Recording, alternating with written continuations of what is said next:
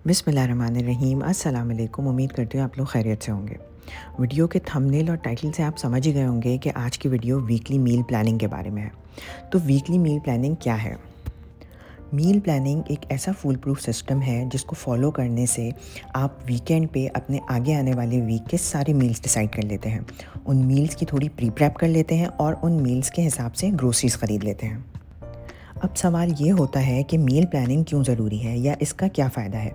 इसका सबसे बड़ा फ़ायदा तो टाइम मैनेजमेंट है, यानी आपको सुबह उठ के अपने 1 से डेढ़ घंटा इस फ़िक्र में ज़ाया नहीं करना कि आज क्या पकाएँ और जो पकाना है उसके इंग्रेडिएंट्स कैसे अरेंज करें। दूसरा फ़ायदा मील प्लानिंग का है हेल्दी और बैलेंस्ड डाइट, जो कि आई थिंक हम सबका अल्टीमेट गोल है। अभी जब मैं आपसे अपने मील प्लान्स शेयर करूँगी तो मैं इसको फर्दर डिस्कस करूँगी कि कैसे आप मील्स में अपने मैक्रो और माइक्रो न्यूट्रिएंट्स को बैलेंस करें। तीसरा सवाल इससे रिलेटेड ये पैदा होता है कि मील प्लानिंग किसके लिए ज़रूरी है? ऑनेस्टली आई थिंक सबके लिए, लेकिन जो वर्किंग लेडीज़ हैं या जिनके बच्चे छोटे हैं या जो लोग ओवरसीज़ रहते हैं और उनके पास हाउस हेल्प वगैरह अवेलेबल नहीं होती, उनके लिए तो ये बहुत ही हेल्पफुल है। इसके अलावा अगर आपके घर में कोई लॉन्ग टर्म गेस्ट आए हुए हों या वो लोग जिनकी बड़ी फैमिलीज़ हों या प्रेग्नेंट और लैक्टेटिंग मॉम्स, वो सब भी मील प्लानिंग से फ़ायदा उठा सकती हैं। अब इससे रिलेटेड आखिरी सवाल वो ये कि मील प्लानिंग की कैसे जाए? तो आपकी आसानी के लिए ये सब कुछ मैंने एक जगह लिख लिया है कि मैं अपने वीकली मील प्लानिंग कैसे करती हूँ। सबसे पहले है प्री प्रेप, जो कि मैं नॉर्मली वीकेंड्स पे करती हूँ और यूजुअली संडे को करती हूँ। इसमें करने के सिर्फ 5 काम हैं। एक आपने प्याज ब्राउन करके रखनी है, जिंजर गार्लिक पेस्ट बना के रखना है, एक गरम मसाला पाउडर बना के रखना है, धनिया और पुदीने को साफ़ करके रखना है और आटा गूँध के रखना है। इसके अलावा एक जनरल पैटर्न जो मैं फ़ॉलो करती हूँ अपने वीकली मील्स के लिए, उसमें यह है कि वीक में 1 दफ़ा बीफ ज़रूर बनना है, 1 दफ़ा मटन, 2 दफ़ा चिकन।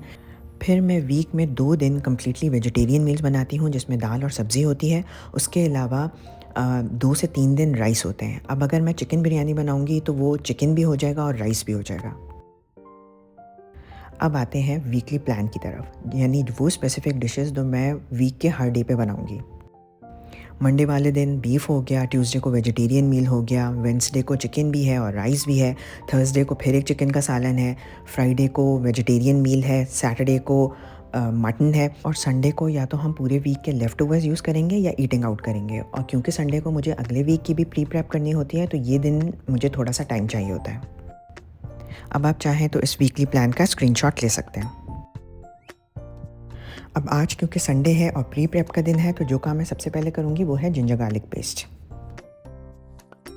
जिंजर गार्लिक पेस्ट बनाने के लिए मैंने गार्लिक लिया तकरीबन 250 ग्राम्स और उसकी आधी क्वांटिटी जिंजर लिया, यानी 125 ग्राम्स। मैं अपना टाइम बचाने के लिए हमेशा छिला हुआ गार्लिक इस्तेमाल करती हूँ। अगर आपके पास कोई हाउस हेल्प मौजूद है या आपके पास बहुत टाइम है तो आप खुद भी गार्लिक पील कर सकते हैं। बहुत सारे लोगों को ये शिकायत होती है कि जब वो जिंजर गार्लिक पेस्ट बना के रखते हैं तो 1 वीक या उससे ज़्यादा के बाद उसका कलर ग्रीन पड़ जाता है।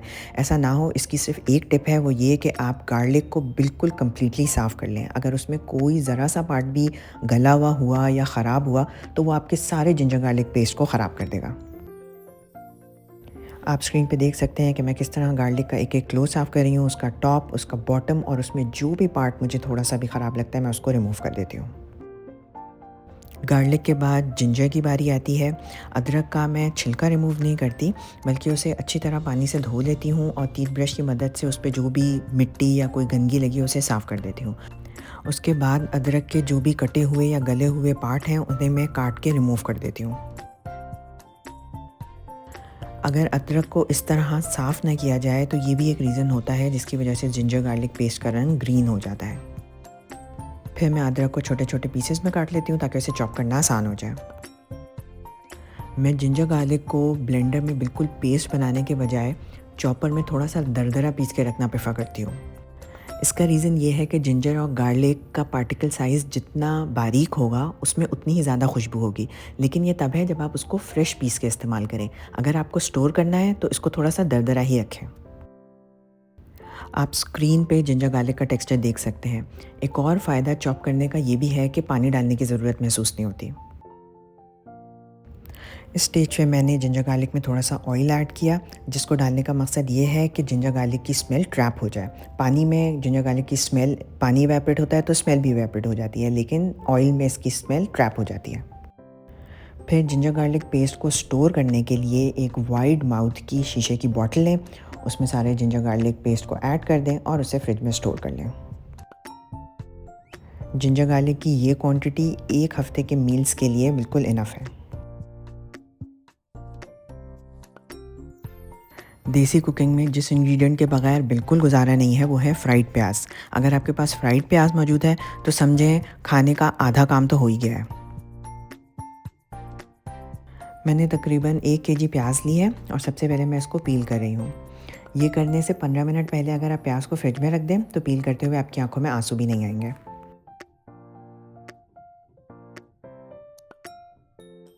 जब सारी प्याज पील हो जाए तो फिर बारी आती है प्याज को स्लाइस करने की। मेरे लिए प्याज को स्लाइस करने का सबसे आसान तरीका ये स्लाइसर है जो मैंने IKEA से लिया था। कुछ लोग प्याज को स्लाइस करने के लिए फूड प्रोसेसर को ज़्यादा प्रेफर करते हैं, ये आपकी अपनी मर्ज़ी पे है। मुझे ये स्लाइसर ज़्यादा हैंडी लगता है इसलिए मैं ये इस्तेमाल कर लेती हूँ। स्लाइस करते हुए प्याज को जितना बारीक रखा जाएगा वो उतनी ही यूनिफॉर्म फ्राई होगी और फ्राई होने के बाद उतनी ही ज़्यादा क्रिस्प भी होगी।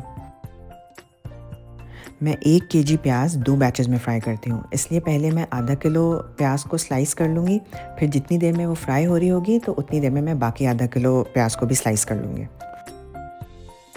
फिर एक वॉक में आधा लीटर के बराबर ऑयल ले लें और उसको मीडियम फ्लेम पे गरम करना है।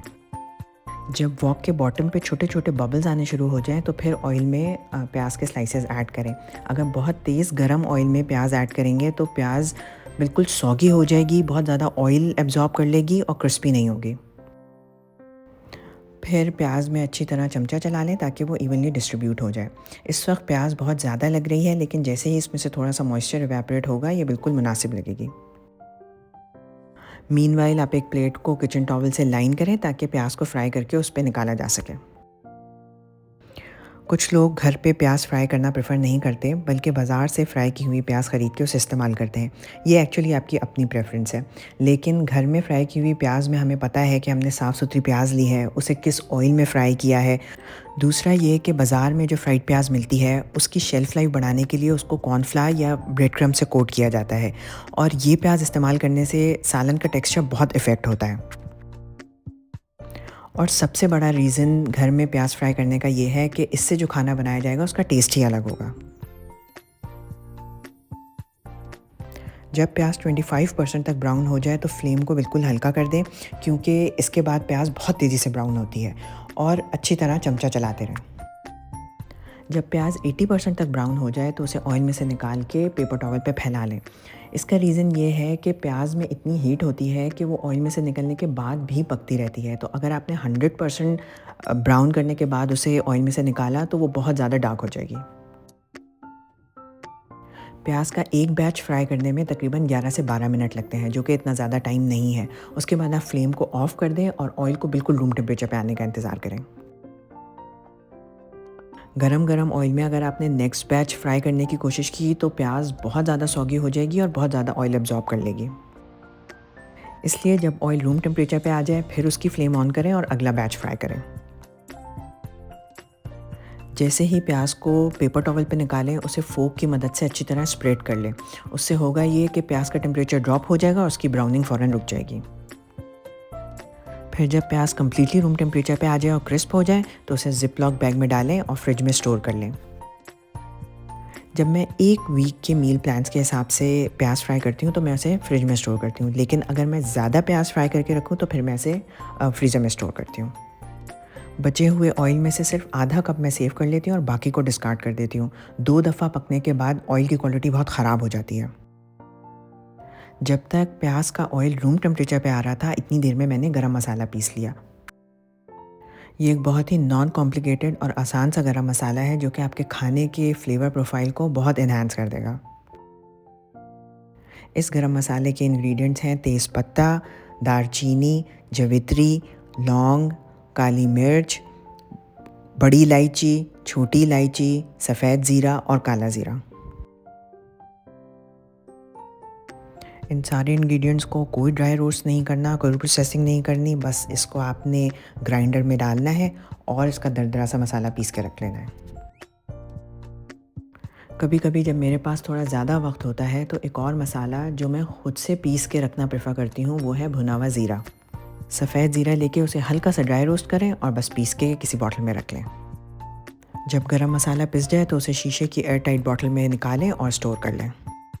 अब हम थ्रू आउट द वीक जो भी खाना बनाएंगे उसमें कोई साबुत गरम मसाला इस्तेमाल नहीं करेंगे, बल्कि ये पाउडर ही इस्तेमाल करेंगे। एक और प्री प्रेप जो मैं वीकली करती हूँ वो ये है कि हरे धनिया और पुदीने को धोए बगैर साफ़ करके प्लास्टिक के डब्बे में कवर करके फ्रिज में रख देती हूँ। 1 वीक तक ये हरा धनिया और पुदीना बिल्कुल फ्रेश रहता है, बस शर्त यह है कि इसमें कोई मॉइस्चर ना हो। और प्री प्रेप का लास्ट और फाइनल काम है आटा गूंदना। मैं पूरे वीक के लिए आटा संडे नाइट ही गूंद के रख लेती हूँ।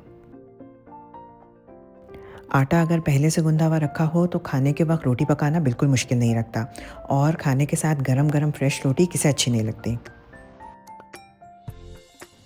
मैं आटा गूंदने के लिए मशीन इस्तेमाल करती हूँ, जो कि शायद मेरी किचन का फेवरेट गैजेट है। आप चाहें तो हाथ से खुद गूंद लें, या आपके पास अगर कोई हाउस हेल्प है तो उनसे गूंदवा के रख लें। जब आटा गुन जाए तो उसे एयर टाइट ग्लास कंटेनर्स में हाफ़ हाफ़ डिवाइड करके एक कंटेनर फ्रीज़र में और एक फ्रिज में रख दें। आटा अगर 3 दिन से ज़्यादा फ्रिज में रखा रहे तो काला होना शुरू हो जाता है, इसलिए जब फ्रिज में रखा हुआ आटा ख़त्म हो जाए तो मैं फ्रीज़र से निकाल के इस्तेमाल कर लेती हूँ। अल्हम्दुलिल्लाह 2 घंटों में ये पूरी प्री प्रेप कंप्लीट हो गई है। अब अगले 6 दिन मैं रोज़ आपसे ये शेयर करूँगी कि इस प्रेप के साथ मैंने किस तरह अपना वीकली मील प्लान फ़ॉलो किया। बस आपने ये करना है कि रोज़ाना मेरी वीडियोस देखनी है, इस वीडियो को थम्स अप देके लाइक करना है और इसे अपने फ्रेंड्स और फैमिली के साथ शेयर करना है। अपना बहुत ज़्यादा ख्याल रखें, मुझे अपनी दुआओं में याद रखें। कल मिलते हैं अपने मंडे मील प्लान के साथ। जब तक के लिए अल्लाह हाफ़िज़।